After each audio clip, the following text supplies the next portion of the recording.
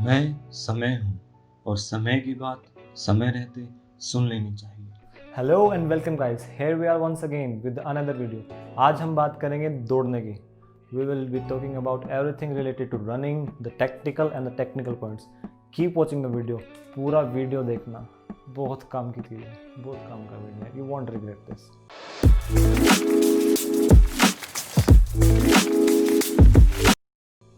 अब सबसे पहले बात करेंगे हम टेक्निकल पॉइंट्स की। टेक्निकल पॉइंट्स बोले तो आपकी फॉर्म।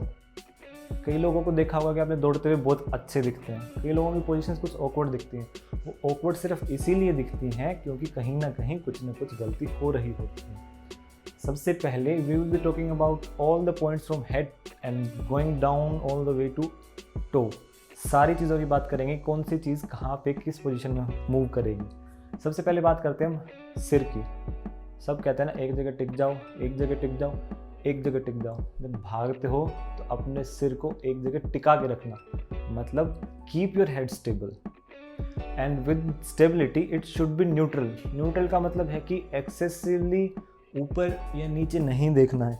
जैसे ही ज़्यादा ऊपर देखेंगे नीचे देखेंगे, एक तो व्यू नहीं दिखता है सामने का कि क्या आ रहा है क्या नहीं आ रहा, और ऊपर से उससे भी ज़्यादा ज़रूरी आपकी बैक में जो यहाँ पे नेक में जो पीछे मसल्स हैं उन पे नेगेटिव इफेक्ट पड़ता है। पेन होना स्टार्ट हो जाएगा शोल्डर मसल्स में, यहाँ पे और इस साइड। जैसे जैसे रनिंग करोगे स्टार्टिंग में फील नहीं होता किसी को भी, जैसे जैसे you keep on continuing muscles थकती हैं, स्ट्रेच नहीं करोगे तो यहाँ पेन होने लग जाता है। अब सिर के बाद आते हैं हमारे कंधे।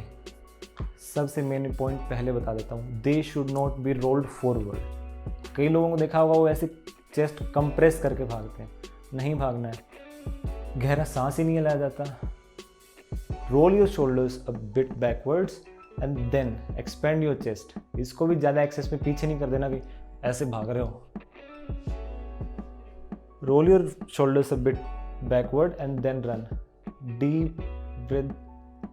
गहरा सांस लेने में आसानी होगी, गहरा सांस लिया जाएगा, ब्रीदिंग की दिक्कत नहीं होगी, सांस कम चढ़ेगी।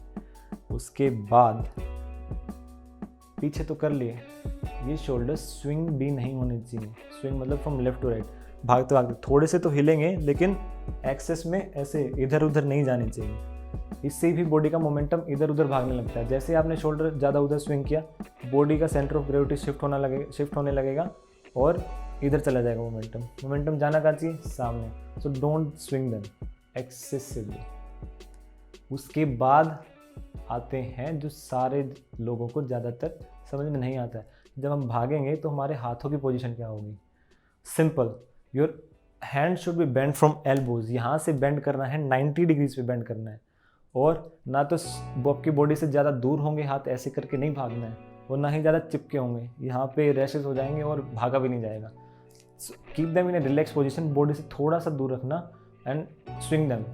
और स्विंग जब करोगे तो वो स्विंग फॉरवर्ड बैकवर्ड होना चाहिए। स्टार्टिंग में लोग ये करते हैं, शोल्डर्स जाते हैं साइड में, हाथ भी साइड में ही जाते हैं। लड़कियां ज़्यादातर ऐसे ही भागती हैं, इसलिए वो तेज़ नहीं भाग पाती और लंबा भी नहीं भाग पाती। तो स्ट्रेट का मतलब बिल्कुल ऐसे नहीं कि you have to form straight line, इतना चल जाता है। इससे ज़्यादा आपकी बॉडी का मोमेंटम इधर उधर नहीं भागना चाहिए। उसके बाद जब अपर बॉडी की हम बात कर रहे हैं तो it should be in a loose position. Loose मतलब स्टिफ नहीं होनी चाहिए, ऐसे टाइट होके नहीं भागना है बिल्कुल। Keep them relaxed, you will be able to run longer. उसके बाद लीन फॉरवर्ड। ऐसे जब भाग रहे हो तो ऐसे ऐसे खड़े होकर नहीं भागना है। हम भाग सामने रहे, हमारी बॉडी का मोमेंटम आगे जा रहा है तो रोकना नहीं उसे। उसको ठीक करने के लिए क्या करना है, थोड़ा सा आगे लीन हो जाओ and then run. Run slow but आगे लीन करके भागना है। लिखना ज़रूरी था, याद नहीं रहते सारे पॉइंट्स, कुछ भूल जाता फिर। लैंडिंग भी बताऊंगा, पोजीशनिंग क्या होनी चाहिए, लेकिन वो बाद में।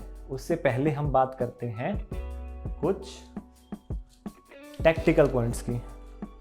ना, ये मत सोचना कि काम का नहीं है। डोंट मिस दीज पॉइंट्स, बहुत काम आते हैं। सबसे पहला पॉइंट जो मैंने लिखा कि don't overrun.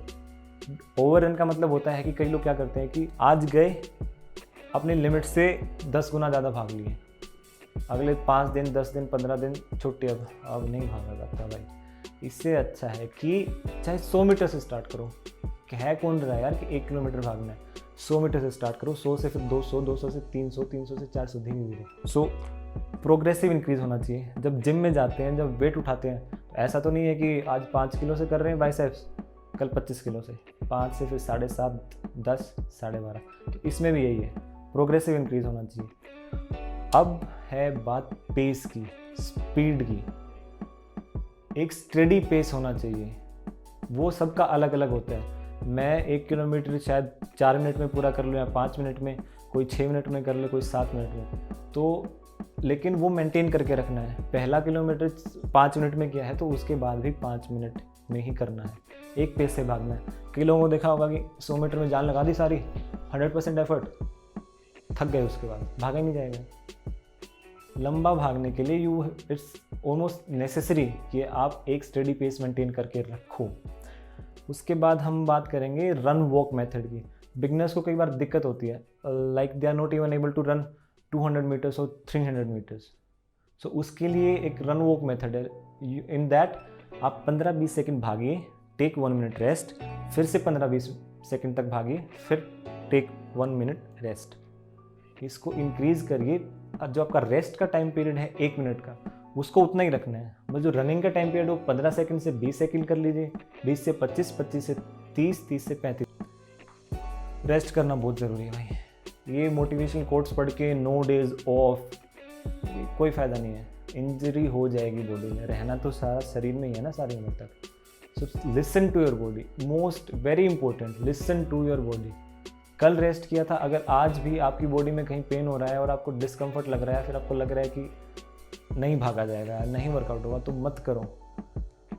Hydration, hydrate properly यार, हाइड्रेट प्रॉपरली। नहीं तो किसी दिन, अभी गर्मियों में तो हो ही जाएगा, जाओगे रनिंग करते चक्कर खा के गिर जाओगे। मेरे साथ नहीं हुआ है लेकिन होते हुए देखा है। ज़्यादा भी नहीं पीना है, फिर आ जाती है भागते भागते, लंबा भागते तो कभी कभी आ जाती है। इसके बाद गियर, ये वाला गियर नहीं, गियर मतलब आपके shoes. Invest them in properly and heavily. Don't, पीछे मत खींचिए अपने आप को इसमें। They are very necessary to protect your shin bones, your knees, your hips, your lower back from injuries. खासकर हार्ड सरफेस पे भाग रहे हो तो रोड रनिंग के शूज़ अलग आते हैं। डू योर ओन रिसर्च, देखिए कौन से आपको बजट फिट का, कौन से शूज़ आपके बजट को फिट करते हैं, कौन से शूज़ आपके स्पेसिफिकेशन को फिट करते हैं, एंड देन बाय देम। हाँ, ये बात ज़रूर कहूँगा कि अगर 2000 का बजट है तो 2000 लगा दीजिए। अब बात रही डर की। डर लगता है, बिगनर्स को लगता है, जो रनिंग नहीं करते हैं, कि लगता भी नहीं, सुनने से लगने लग जाता है कि हमारे नीज खराब हो जाएंगे और बैक में दिक्कत आएगी। नहीं, according to a study of 75,000 runners and 15,000 walkers, उसका रिजल्ट ये आया था कि the runners were half as likely when compared to the walkers to get arthritis in their knees. आया समझ में? जितना ज़्यादा भागोगे नीज उतने अच्छे रहेंगे, लेकिन उसके लिए क्या ज़रूरी है? Proper form, a proper technique and your shoes. अब बात करते हैं मोस्ट इम्पोर्टेंट पॉइंट की, लैंडिंग। लैंडिंग कैसे करनी है, I will show you. Landing आपकी होती है ना तो हील पे होती है और ना टो पे होती है। It should be on your mid sole. यहाँ पे टो पे जब लैंडिंग करते हैं व्हेन वी आर स्प्रिंटिंग और when we are running at a very fast speed. Heel पे करोगे तो यहाँ से सारा प्रेशर जनरेट होके एंकल, एंकल से फिर नीज, नीज से फिर बैक पे। आप फिर बोलो अंकित ये तो नहीं बताया था, मैं पहले बता देता हूँ। You should land on your mid sole. और जब दौड़ते हो तो you should land in a straight line. कई लोग क्या करते हैं कि they either their toes go inwards in excess और आउटवर्ड्स। मेरा भी थोड़ा बाहर जाता है, लेकिन that is because of my legs, I have वो लेग्स, तो उसकी वजह से थोड़ा सा बाहर जाता है। वो एक्सेस में इधर या उधर नहीं आना चाहिए। उससे क्या होता है कि जैसे ही बाहर गया नीज पे प्रेशर आ जाता है सारा, और उससे ज़्यादा आ जाता है एंकल्स पे। एंकल्स तो समझ लो, हाँ। और ट्राई करना कि लैंडिंग पूरे सोल पे हो। ये जब पूरे सोल पे होती है तो उसको न्यूट्रल बोलते हैं। ऐसा नहीं होना चाहिए कि you are landing on the inside of your toe और outside of your toe. Okay guys, this was all from today's videos and now I'll wear my shoes. Keep evolving, keep going. हम मिलते हैं एक नए video में थोड़े time बाद. Go for a run.